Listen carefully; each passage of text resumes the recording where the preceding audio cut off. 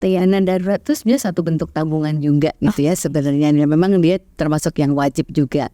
Dan artinya sebenarnya siapapun orang kalau udah mulai punya uang sendiri, udah mulai menghasilkan ya dia harus tetap memikirkan itu. Jadi itu adalah dana yang ditabung untuk kebutuhan yang tak terduga, ya tak terduga ataupun artinya terjadi resiko-resiko kehidupan.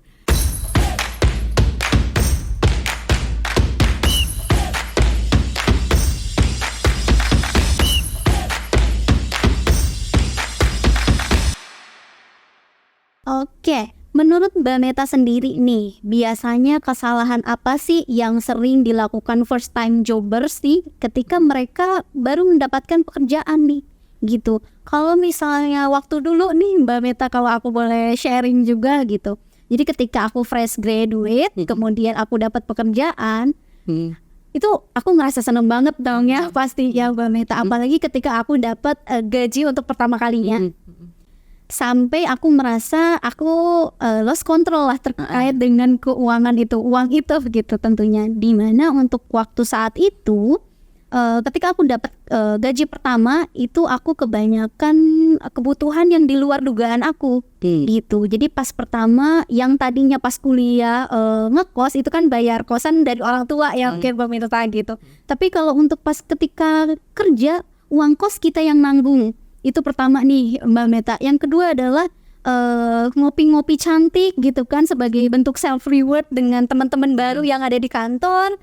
Kemudian aku berasa nggak punya baju terus nih Mbak Meta gitu karena pekerjaan baru aku harus terus up to date dengan baju baru terus gitu kan sampai lupa nih menabungnya gitu. Nah kalau menurut Mbak Meta sendiri ketika kita melihat Gen Z sekarang nih, Gen Z sekarang gitu kan, nih kira-kira mereka itu kesalahannya di mana sih? Mulai dari aku gitu kan. Tapi memang sih sebenarnya kesalahan yang paling sering terjadi itu adalah ketika kita terima gaji pertama tuh emang habis. Betul. Gitu ya. Saya sendiri ketika pada waktu itu kerja juga kita tuh baru kerja tuh belum punya prioritas. Bener kan? Betul, rasanya seperti itu. Bener kan? Dan memang ya senang aja gitu kan gaji itu kita kalau saya dulu mungkin gaji kepakainya buat biaya operasional ya ke kantor, biasanya buat transportnya, uang makan siang gitu kan ya, uang pakaian tadi kan biar representatif lah gitu kan. Terus mungkin buat jajan kita, terus bukan buat kita doang, terus jajanin keluarga gitu kan, kasih orang tua. Ya itu wajar sih sebenarnya. Jadi kalau dibilang kesalahan mungkin nggak salah-salah banget karena balik lagi kita nggak perlu terlalu keras juga sama diri kita ya, karena balik lagi kan itu juga suatu bentuk penghargaan. Nah tapi mungkin yang aku jelasin di sini adalah lebih kepada ininya ya, mungkin langsung gimana sih cara kita mengelola gaji pertama tadi gitu ya. Nah mungkin definisi pertama tuh juga bukan gaji bulan pertama aja. Iya. Ya, mungkin aku akan lebih bilang bagaimana mengelola gaji tahun pertama. Mungkin itu lebih pas, karena kalau punya pertama aja ya kita balik lagi pengelolaan keuangan tuh nggak akan terjadi secara instan ya dalam waktu dekat gitu ya. Jadi biasanya nih mungkin aku akan bagi ya, misalnya kita kayak beberapa tahap. Misalnya beberapa bulan pertama kayak 1 sampai 3 bulan pertama itu masa penyesuaian. Masa penyesuaian di mana kita itu benar-benar kita kan terima gaji. Kita akan melihat nih, oh gaji pertama ya itu. Mungkin pada saat bulan pertama baru setengah bulan udah habis. Iya. Keseringan kayak gitu sih. Oke, nanti atau kalau enggak tiba-tiba enggak setengah bulan lah, mungkin pas gitu habisnya. Oke, jadi kalau bulan kedua kira-kira gimana? Tetap habis juga atau bisa nggak ini tiap ada sisa itu berapa persen? Gitu. Sebetulnya kalau aku boleh menanggapi, kadang ini kita ngerasa shock banget antara gaji dan ketika uang saku kita dan gaji itu nggak balance nih Mbak Meta.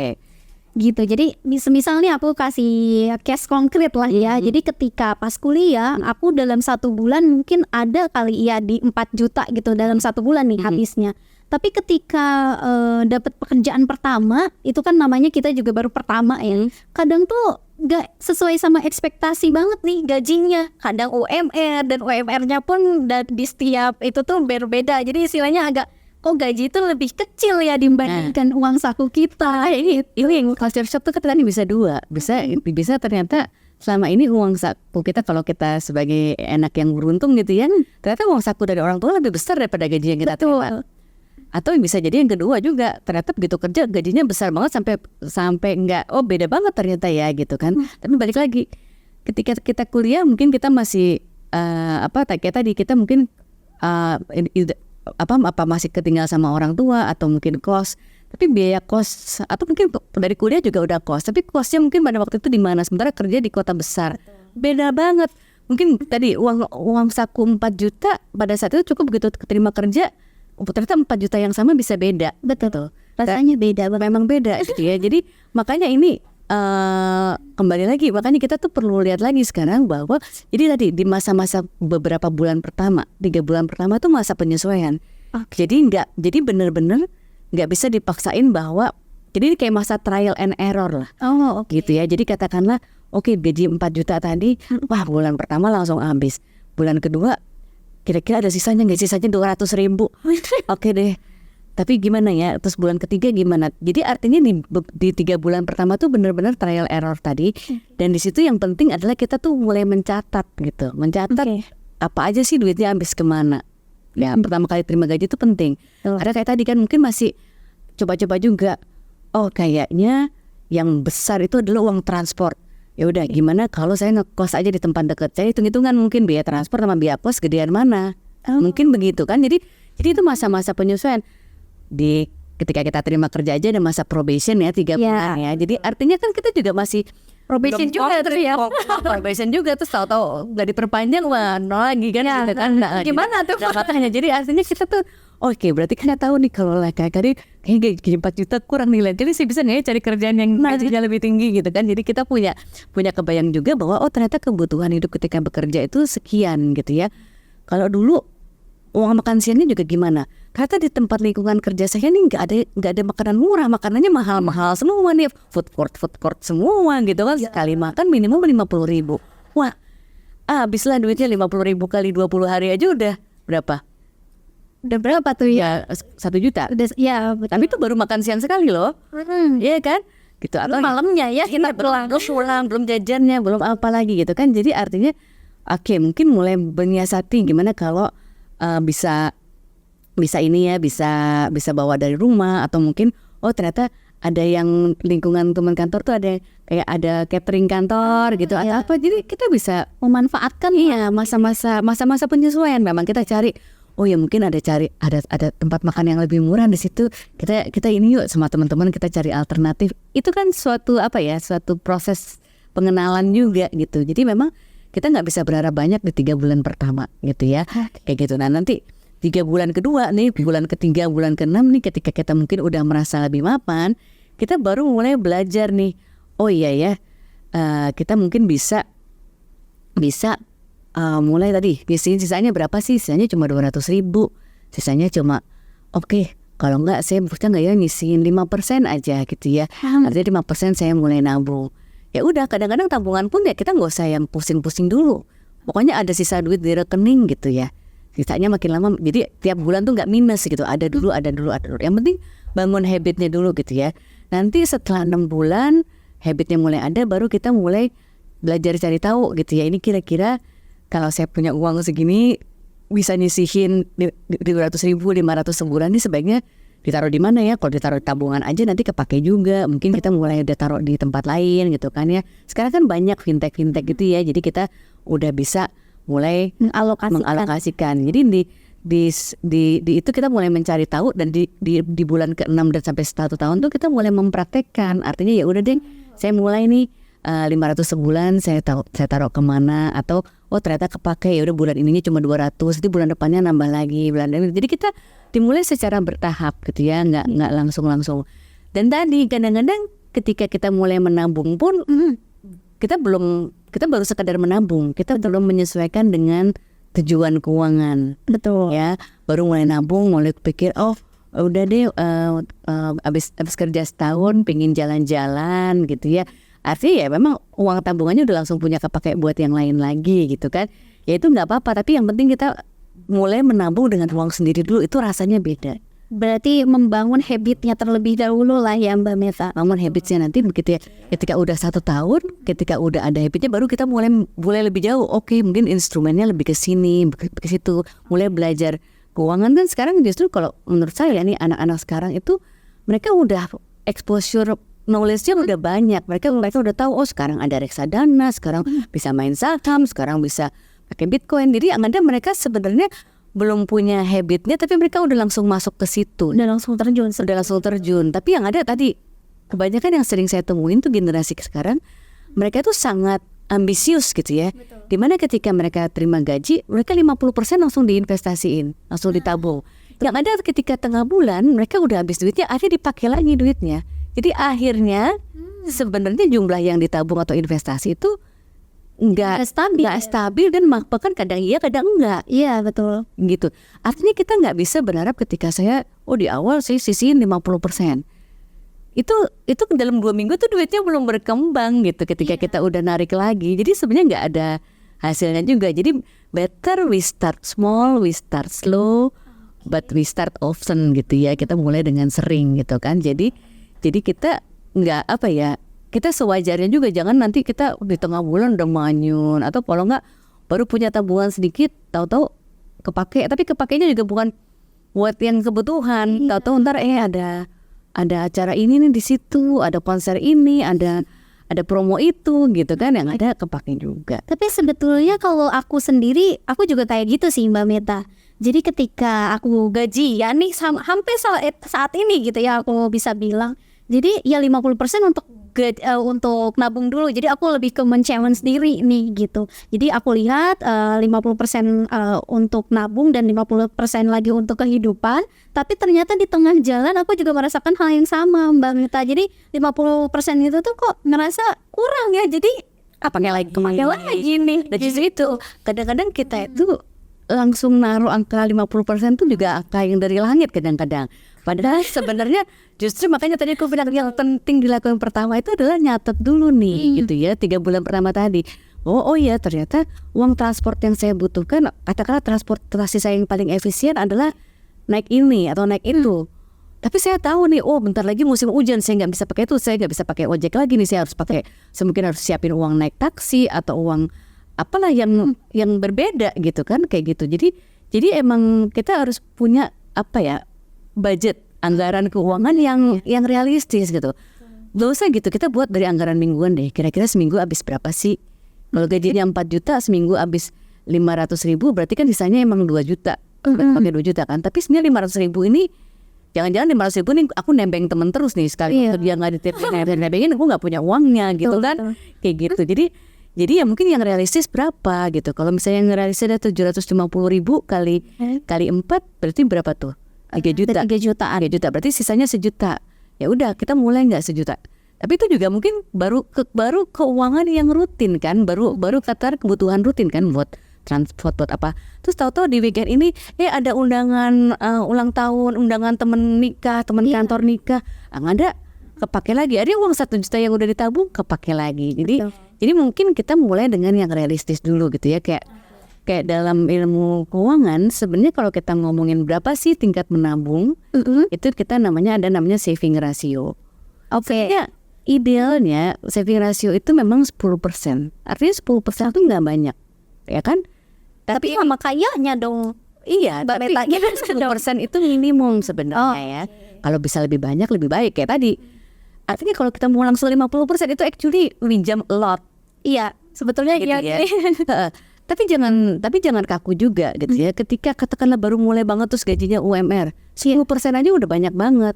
It's okay if kita bisa mulainya dengan 5% ya nggak apa-apa.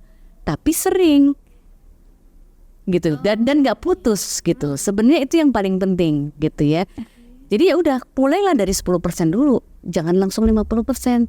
Kalau ternyata di akhir bulan ada sisanya, ya kita tabunginnya tambah lagi. Oh ternyata saya mungkin bisa 20% nih mulai bulan depan, baru naikin lagi 20%. Tapi yang penting konsisten. Gitu. Jadi memang konsistennya dulu nih yang kita cari gitu ya. Oke. Kalau berbicara tentang konsisten dan cara kita membangun habit untuk nabung nih Mbak Meta. tadi kan Mbak Meta bilang kalau misalnya di 3 bulan itu artinya kita probation lah, trial set and error lah untuk keuangan kita gitu ya. Tapi kadang kita bingung juga nih Mbak Meta untuk nerapin skala prioritas apa dulu sih gitu kan. Kadang bingung nih, baru juga kerja pertama, baru dapat gaji gitu kan. Aku bingung nih untuk ngeskalain prioritas yang mana dulu sih, yang ketika aku dapat gaji itu aku kemanain dulu nih betternya gitu. Yang paling penting kan gaji itu adalah untuk menunjang kebutuhan sehari-hari kita ya.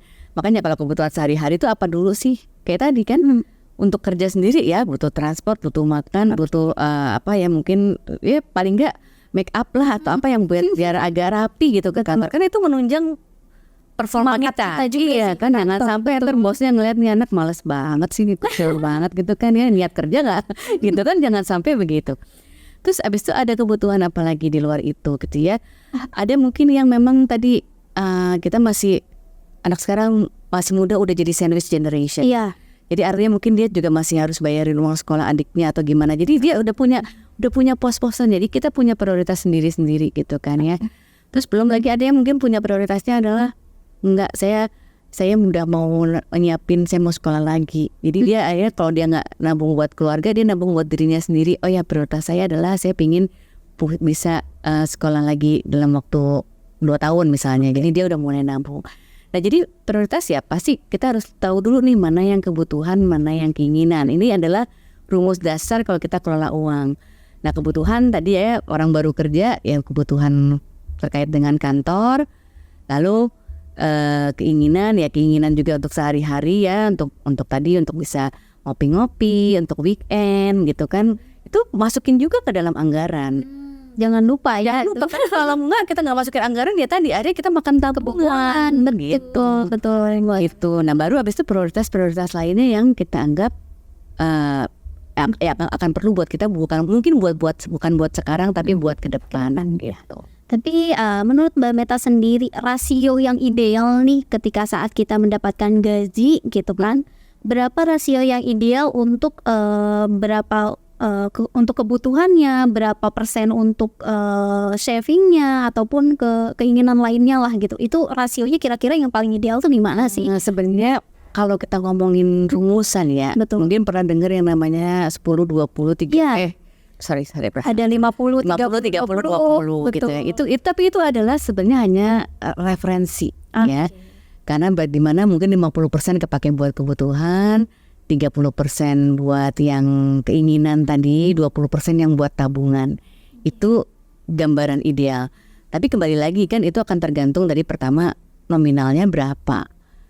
Kalau tadi nominalnya ada yang baru lulus kerja gajinya UMR-nya tuh mungkin 3, sekian juta atau 4 juta, sementara ada yang lulusan kerjanya langsung terima gaji 7 juta. Tentu berbeda gitu ya. Jadi ya balik lagi. Tadi kan 50 30 20. 20-nya tuh buat nabung. Tapi yang saya bilang kalau nabungnya mungkin kita mulai dari 10 aja. Sebenarnya itu enggak ada salahnya juga. Enggak ada salahnya juga gitu ya.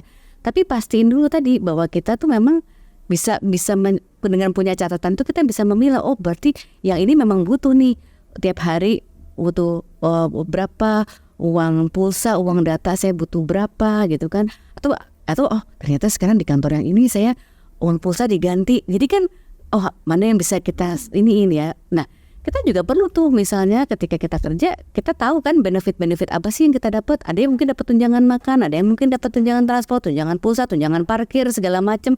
Jadi kita bisa mengidentifikasi mana yang ini nggak perlu pakai uang kita, mana yang kita bisa perlu tetap ada uang kita di situ gitu. Jadi kita mengalokasikan. Jadi sebenarnya kalau dibilang yang ideal berapa ya, nggak ada yang benar-benar ideal. Yang ideal adalah yang bikin kita nyaman. Dan definisi nyaman tiap orang bisa beda. Tapi kembali lagi sebelum kita ngomong nyaman ya kita harus lihat kebutuhan itu juga bukan cuma untuk kebutuhan saat ini, tapi juga untuk kebutuhan ke depan. Nah kebutuhan orang ke depannya itu bisa beda-beda juga. Oke, tapi kalau menurut Mbak Meta sendiri, kita bisa nggak ya untuk kalau misalnya tadi kan nabung beda lagi nih Mbak Meta gitu kan, kita perlu nggak ya buat nyisihin terkait dengan dana darurat gitu? Karena kita nggak tahu nih ke depannya, itu dia, karena kan kita masih probation dan segala macam, kita nggak tahu nih apakah kita akan di-cut-nya kapan gitu kan, itu pasti ada aja lah worst case-nya gitu. Nah, kira-kira itu wajib nggak Mbak untuk ngadain dana darurat untuk ketika kita hilang pekerjaannya nih gitu? Wanti-wanti lah istilahnya gitu ya. Dana darurat itu sebenarnya satu bentuk tabungan juga gitu ya sebenarnya. Dan memang dia termasuk yang wajib juga. Dan artinya sebenarnya siapapun orang kalau udah mulai punya uang sendiri, udah mulai menghasilkan ya dia harus tetap memikirkan itu. Jadi itu adalah dana yang ditabung untuk kebutuhan yang tak terduga, ya tak terduga ataupun artinya terjadi resiko-resiko kehidupan. Resiko itu banyak, ada sakit, ada kecelakaan, ada meninggal gitu ya, ada yang tadi kena PHK atau mungkin nggak lulus probation atau apapun lah itu. Jadi sebenarnya balik lagi, kalau memang kita udah bisa menabung, ya mungkin tabungan pertama itu sebenarnya dana darurat. Gitu ya sebenarnya ya. Jadi makanya ketika kita tadi trial and error tuh mungkin kita nggak langsung, saya nggak nyebut langsung punya goals. Nabung aja dulu kalau untuk first jobber. Goalsnya Goals itu mungkin apa gitu. itu kan ketika karena balik lagi ketika duitnya udah kekumpul pun pasti langsung kepake nih kayak saya bilang tadi. Iya. Karena tapi yang penting ketika dia punya keinginan tiba-tiba keinginan tadi nonton konser, dia udah punya uangnya, yang penting gitu dulu. Atau amit-amit tiba-tiba terjadi dia sakit terus ternyata nggak di cover sama kantor. Betul. Terus belum punya BPJS misalnya, ada uangnya kepake tapi at least dia nggak jadi ngutang untuk itu gitu. Jadi yang penting nabung dulu. Financial goals itu mungkin baru orang akan mikir udah mungkin di tahun kedua, atau bahkan ada orang yang baru mikir oh iya aku udah kerja bertahun-tahun tapi belum punya tabungan ya, atau punya tabungan tapi tabungannya kok habis terus ya, karena selalu kepake buat kebutuhan lain gitu ya. Sementara kalau goals tuh kita udah mulai berpikir yang jauh ke depan, kayak misalnya ya tadi mau sekolah lagi, mungkin mau menikah, mungkin mau mulai DP rumah gitu kan. Itu kan udah lebih jangka panjang. Itu biasanya mungkin gak akan kepikiran pada gaji pertama. Dan saya juga gak akan maksain untuk kamu harus sudah punya financial goals ketika mulai bekerja. Gak jalan. Gak akan jalan ya Mbak. Financial goalsnya anak baru kerja itu paling dan liburan, dan nonton konser atau apalah itu. Tapi mungkin sesuatu yang masih sifatnya jangka pendek gitu. Karena mereka masih euforia menikmati kesenangan mereka pada masa-masa itu, which is normal. Jadi sebenarnya nggak terlalu dipaksain, cuma yang penting ya itu mulailah nabung supaya kalau kamu tiba-tiba punya keinginan, kamu bisa pakai tabungan kamu. Tapi habis itu kamu bisa nabung lagi, pastikan kamu nabung lagi. Ya kalaupun nggak pakai buat keinginan, ya kamu punya dana darurat ya supaya kalau terjadi sesuatu kamu nggak nyusahin yang lain gitu. Berarti memang tabungan pertama sama dengan dana darurat juga gitu ya, bisa dibilang. Oke, Mbak Meta, mungkin kalau menurut Mbak Meta sendiri nih gitu, apakah first jobbers ini diwajibkan untuk mempunyai investasi apa enggak di luar dari nabungnya? Dan kira-kira idealnya tuh kapan sih? Kalau tadi kan Mbak Meta sempat bilang kalau nabung nih trial and error dulu aja beberapa bulan gitu kan. Nah ini terkait dengan investasi, idealnya kapan dan investasinya kemana nih yang bagus gitu nih Mbak Meta? Sebenarnya sih kalau menurut saya ya tadi itu bertahap ya. Jadi kayak tadi saya bilang the first 1 year itu mungkin belum ngomongin investasi, baru nabung dulu gitu ya. Yang tadi mungkin juga belum punya financial goals yang jelas di situ gitu ya. Jadi mungkin itu akan baru terjadi di tahun kedua gitu ya. Ya kalau bisa lebih awal nggak apa-apa, tapi kalaupun belum ya nggak apa-apa juga gitu ya. Ya investasi itu bagus dan which is harus dimulai sejak dini juga. Jadi kalau memang kita mulai di tahun kedua itu udah mulai bisa, oke, saya tadi mau sekolah lagi, saya mau apa, ya udah kita mulai belajar dulu. Yang penting kita belajar dulu ada apa aja sih, kenali instrumen investasinya, terus kebutuhannya, goalsnya apa. Nah itu nanti saran saya juga nih buat teman-teman yang masih pada baru mulai, investasi itu nggak bisa langsung ya, hasilnya tidak instan, dan juga jangan langsung terjun ke yang instrumen yang berisi high risk ya. Jadi kita harus mulai bertahap gitu ya. Kalau kita mulai dari punya tabungan ya biasanya orang mulai deposito. Habis itu kalau deposito lama-lama kita mungkin mulai surat berharga atau reksadana. Reksadana paling simple, kita bisa mulai dengan uang kecil gitu ya. Jangan nanti bertahap lagi baru mungkin belajar saham pun saya nggak nyaranin untuk langsung di awal-awal karena kan akan terlalu besar dan kita juga butuh waktu juga untuk mempelajarinya. Jadi ya sedikit demi sedikit gitu ya. Jadi bertahap lah seperti itu. Jangan langsung gitu ya. Yang penting kalau udah mulai investasi itu yang penting pertama balik lagi sama konsisten habitnya, dan kita tuh justru harus bertahan supaya investasi itu, ya tadi ini saya mau sekolah 2 tahun lagi atau saya mau nikah 3 tahun lagi. Jangan investasi itu kita ambil di tengah jalan. Atau tiba-tiba, oh saya nggak jadi nikah, putus, terus uangnya saya pakai yang lain. Ntar kalau di tengah jalan jodohnya datang, uangnya nggak ada. Iya, jadi kerepotan lagi ya Bang. Iya.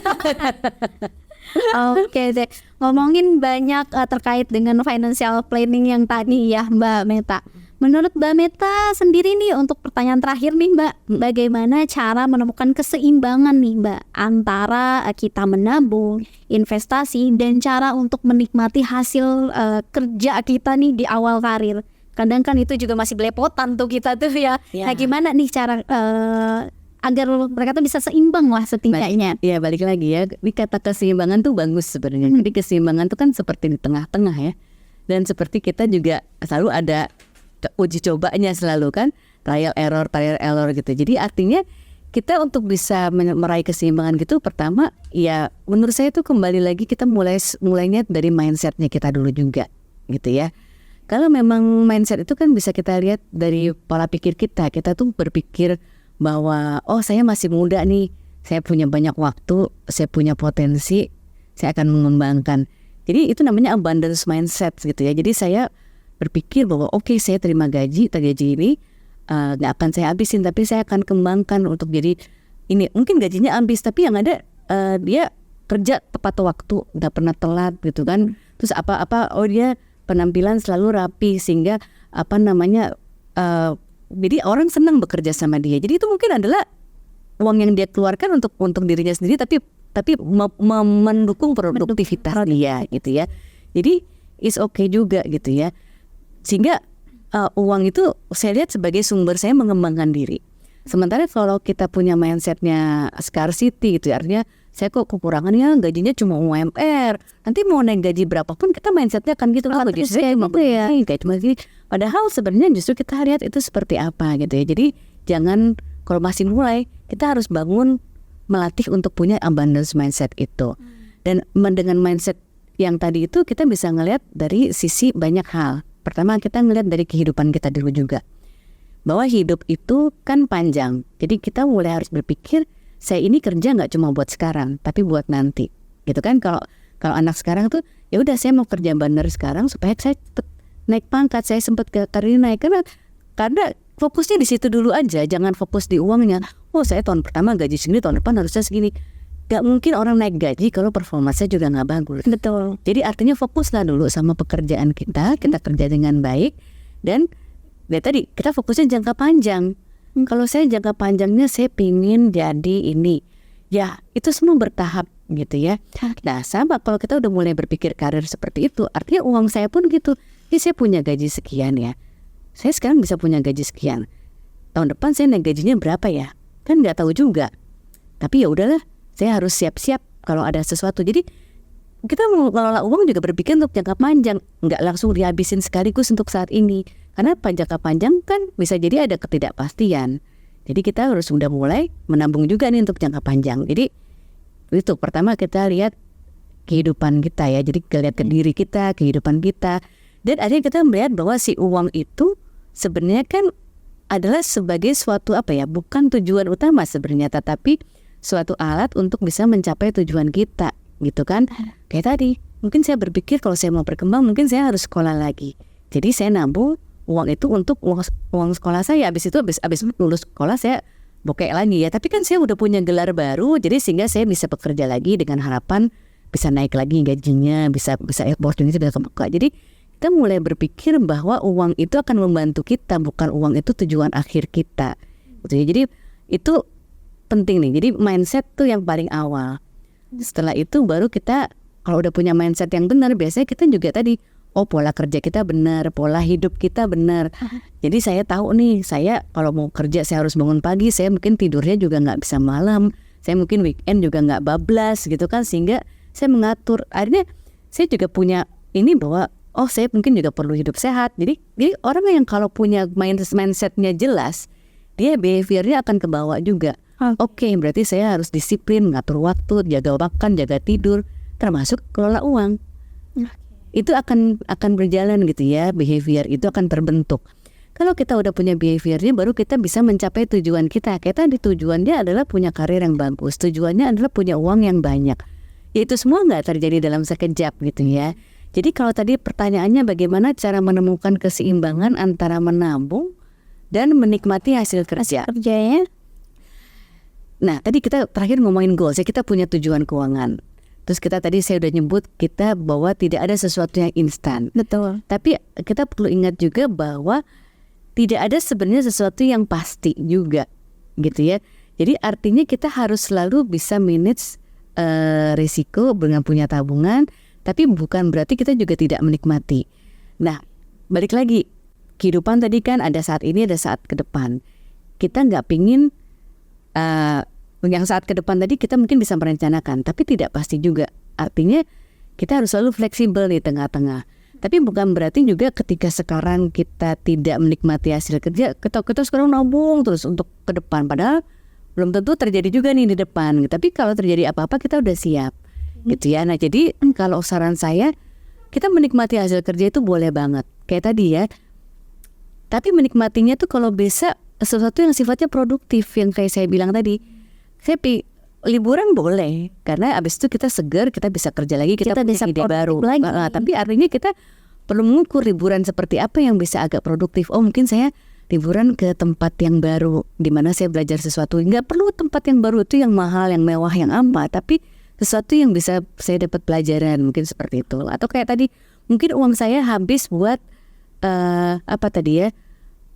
Oh saya uangnya habis karena saya ikut kursus ini, kursus itu, apa untuk bisa tahu. Tapi ternyata, oh saya ternyata di kantor tuh saya jadi paling ini paling resourceful. Orang-orang suka tanya ke saya karena saya punya pengetahuan lebih banyak. Itu adalah investasi. Atau kayak tadi, oh ya udah saya pingin penampilan saya rapi karena itu adalah investasi saya juga buat bekerja. Artinya kita boleh menikmati hasil kerja, tapi kalau bisa yang produktif dan dalam arti gini loh, kayak tadi ya. Kita beli baju bagus, kita beli sepatu, kan itu kan tahan sesuatu yang tahan lama ya. Artinya kita bisa memilih, oh ya mungkin saya pilih produk bukan cuma yang mahal tapi ngetrend, tetapi yang sebenarnya barang ini long lasting gitu, atau mungkin untuk jangka lama. Atau mungkin kayak tadi kalau orang kerja kan mungkin yang ya simple aja deh, baju-baju dasar warna hitam, putih, warna biru atau apa, tapi kita tahu ini bisa di mix and match segala macam. Jadi kita bisa mencari celah supaya kita menikmati hidup tapi juga tidak boros, tapi juga tetap memikirkan masa depan, menunjang produktivitas kita. Kira-kira gitu. Oke, I see. Nah gitu nih teman-teman. Jadi istilahnya tetap dari kita tuh harus mengontrol diri juga ya Mbak Mita gitu. Tapi juga jangan terlalu keras sama diri. Iya, boleh kok kita. Boleh. Nikmati hasil kerja gitu ya. Dan tadi kayak saya bilang juga, saya nggak terlalu memaksakan bahwa first jobber harus begini, harus begitu ya. Dan artinya proses belajar itu panjang. Jadi mungkin bukan gaji pertama, tapi mungkin gaji tahun pertama dulu yang di manage supaya kita bisa mulai ke depannya lebih sustain gitu. Jangan ntar gaji pertama habis, gaji kedua habis, gaji ketiga habis. Tapi padahal saya udah nambung 50% habis. Yang ada kan nggak sustain ya, nggak lasting tadi. Jadi itu yang perlu kita pikirin. Lebih baik sedikit tapi menjadi bukit gitu ya. Artinya kebiasaan juga seperti itu gitu. Oke deh, nah gitu work-lifers. Nah terakhir nih Mbak Mita, terakhir banget gitu kan, ada saran gak sih Mbak Mita, dari Mbak Mita sendiri untuk para work-lifers, apalagi untuk generasi Z nih gitu kan. Generasi Z ini agar mereka itu bisa menerapkannya nih di kehidupannya nanti gitu. Karena kan yang paling susah itu menerapkan dan mengimplementasikannya gitu ya Mbak Mita gitu. Yang paling sulit itu mungkin tadi kan saya juga jawab ya, paling sulit itu adalah tantangan dari luar ya. Tadi saya bilang, berarti kalau saya bilang tipsnya gitu ya, saran saya mungkin ini ya, kita mungkin boleh ya ngikutin tren, boleh kita selalu update dengan situasi yang terjadi, tapi jangan FOMO. Yang paling betul penting sih gitu ya. Jadi bukan berarti kalau si A udah cobain itu kita harus nyobain juga gitu ya. Atau kalau kalau si A udah pergi ke situ maka saya harus ke situ juga, belum tentu gitu ya. Jadi yang paling penting tuh sebenarnya bagi Gen Z sekarang, coba lebih berani untuk melihat ke dalam diri kita juga gitu ya. Artinya sebenarnya saya ini siapa tahu saya punya potensi yang beda sama yang lain. Jadi mungkin yang lain suka itu ya, kalau saya nggak suka, bukan berarti harus ikut-ikutan.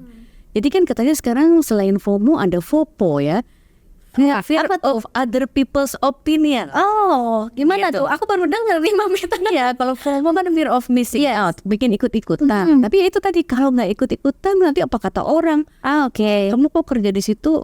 Kok nggak bisa ngapa-ngapain sih ya? Oke, ini kan padahal saya kerja di sini kan emang posisi saya sebagai ini, jadi saya memang nggak perlu selalu tampil necis kayak kamu, tapi yang penting kerja saya bagus, income saya baik. Siapa tahu kamu yang necis penampilannya perlente, ternyata banyak utang pada saya gitu kan. Ya bisa juga beda gitu ya. Jadi kita harus berani melihat diri kita tuh seperti apa, potensi apa, dan maksudnya kita sendiri kondisinya seperti bagaimana. Kayak tadi kan, nggak semua orang itu punya gaji yang sama, nggak semua orang kondisinya sama. Ada yang masih muda, udah sandwich generation, sehingga dia harus bisa memikirkan keluarga, bukan cuma dirinya sendiri itu kan. Jadi ya jangan kita terus ikut-ikutan, karena balik lagi kita harus bisa menyesuaikan dengan kondisi kita. Jadi ya itu tadi ya, boleh kita update, tapi it's okay to be different juga gitu. Berarti emang nggak apa-apa kalau kita berbeda juga, yang penting kan keuangan kita nggak boncos banget. Betul. Jadi apalagi namanya uang, uang tuh nggak kelihatan loh. Iya. Jadi kelihatannya kita sama-sama kok. Ada orang yang kelihatannya keren banget, kayaknya wangi banget. Iya ya. Tapi ternyata itu utang semua itu ada. Ada juga sih Mbak. Shopee Pay Later-nya banyak. Ternyata. Karena ternyata saya penampilan biasa aja, gini-gini, atau kalau ternyata uangnya lebih banyak. ternyata saya udah punya tabungan. Jadi itu tuh nggak kelihatan. Jadi kalau ditanya kesehatan keuangan seseorang tuh nggak ada yang tahu tuh. Emang kadang aku juga ngiri juga nih Mbak Menta. Ada kelihatan teman kantorku juga yang biasa-biasa aja dari sisi penampilannya. 2 bulan kemudian dia juga udah beli mobil nih. Kok aku kayak gini-gini aja ya? Iya, kadang gitu. kan suka heran. Apakah mereka juga punya freelance-nya banyak atau side job-nya banyak? Aku gini-gini aja atau gimana? Tapi balik lagi juga, belum tentu kalau dia udah bisa beli mobil sekarang bukan berarti kamu harus beli mobil sekarang. Tapi kadang ngiri tuh ada juga nih. Pas tuh ada juga. Jadi kan ngiri itu sebagai semangat, betul gitu ya. Semangat supaya saya bisa juga. Timing setiap orang tuh beda, betul ya. Jadi kita harus bisa menyiasati itu dengan baik lah gitu ya. Oke, siap. Oke deh, baik. Terima kasih Mbak Meta untuk sesi bincang-bincang hari ini. Terima kasih juga Mbak Wita, seru nih kalau ngomongin begitu nggak ada habisnya. Nggak ada habisnya, betul nih Mbak. Tapi ya benar, dimulai dari first jobber ya, lakuin pelan-pelan. Trial and error, ada salahnya. Gitu. Yang penting rumus keuangan pribadi itu gampang. Yang penting dicatat, dilaksanakan, abis itu ya dinikmati. Oke deh, semoga teman-teman work lifers di sini bisa mengambil hikmah dan pembelajarannya terkait dengan sesi kita pada hari ini. Semoga keuangan teman-teman juga bisa lebih bijak lagi lah istilahnya gitu ya. Oke, dan jangan lupa nih teman-teman untuk download Payung Pribadi di Google Play dan App Store gitu ya, untuk bisa melakukan financial check up secara mandiri, ataupun dari teman-teman sendiri juga pengen untuk melakukan konsultasi secara langsung, itu juga bisa juga nih Mbak Meta dengan daya uang ya. Betul. Gitu. Oke, thank you banget Mbak Meta untuk hari ini. Semoga kita bisa berbincang lagi nih di lain kesempatan, dan mungkin di next episode-nya Work Life by Payung lagi juga ya. Oke, siap. Terima kasih Mbak Wita. Teman-teman, kita juga berdua pamit undur diri. Sampai jumpa di next episode selanjutnya. Bye.